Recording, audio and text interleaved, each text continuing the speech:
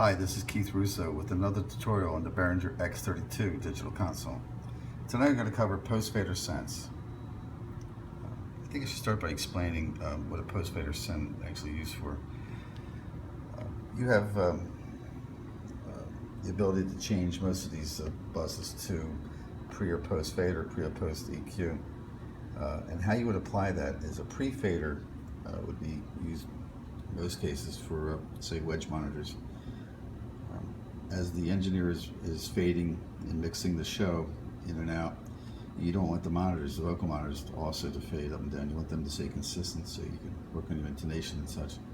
So they're set at pre-fader, which means as you're bringing the channel faders up and down, it's not affecting the monitor sound. In a post-fader mix, it's just the opposite. As you're bringing the channels up and down, so do the feed to that particular send.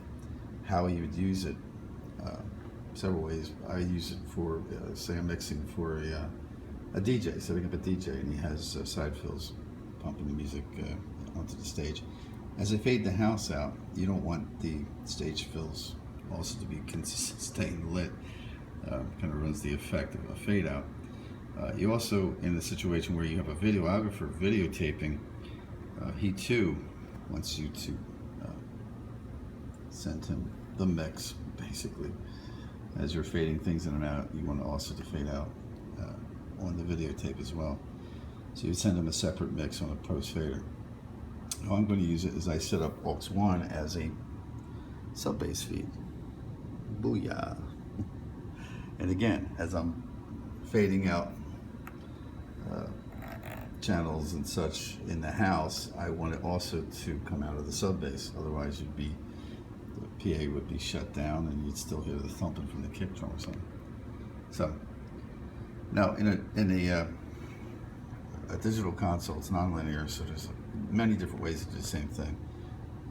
But this is how I would do it. From the home screen, all right, and having selected the channel,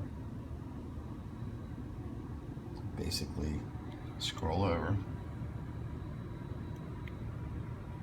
to the send screen, and there you are. It's all 16 buses. Now if you notice all the way on the right hand side here, there's a highlighted sort of a yellow box highlighting 13, 14, 15, 16. And you would basically have to, by using this jump knob right here, I've been up all night so I'm kind of tired, you would rotate this to move that all the way over to where we're going to work, which is aux 1, 2, 3, and 4. Actually 1, but it's in that increment there. But already set up for pre-fader. Okay, so with the channel that we desire to affect here, we would do two ways. You would layer down on that screen. This is 1. You go down 1 layer, boom. The second layer, and in this console, you have to basically, when you work on something in this way, it affects 2 increments of 2 channels at a time. So you have channel 1, 2 are set to post, and 3 and 4 a channel post, or excuse me, bus 1 and 2, 3 and 4 are set post to 3. It's a pre-fader. Right, rotating that, as you can see, it'll turn to post fader. So 1 and 2 are post fader, and 3 and 4 are still pre-fader. And by either, again, layering up to the original screen, I can turn this knob to add. The ratio is horrible, so you gotta spin it 1,000 times. Or you would simply go over to the bus send section. 1, 1, 2, 3, 4. You would rotate the top one and bring it into now a post fader aux 1. So let's now, the old-fashioned way, hitting the subgroup 1, or excuse me, the bus 1, sends the fader, bringing up the channel, which is already brought up into that bus.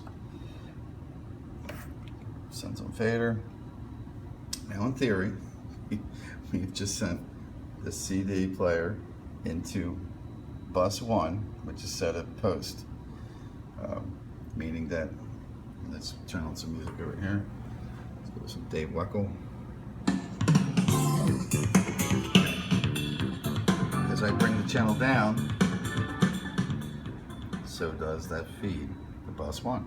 You can see, bus 1. Left and right. Here's the house. Here's bus 1. And it's on the post fader. And that's it. It's a little convoluted explanation, right? But I've been up for a long time. Thank you. Good night.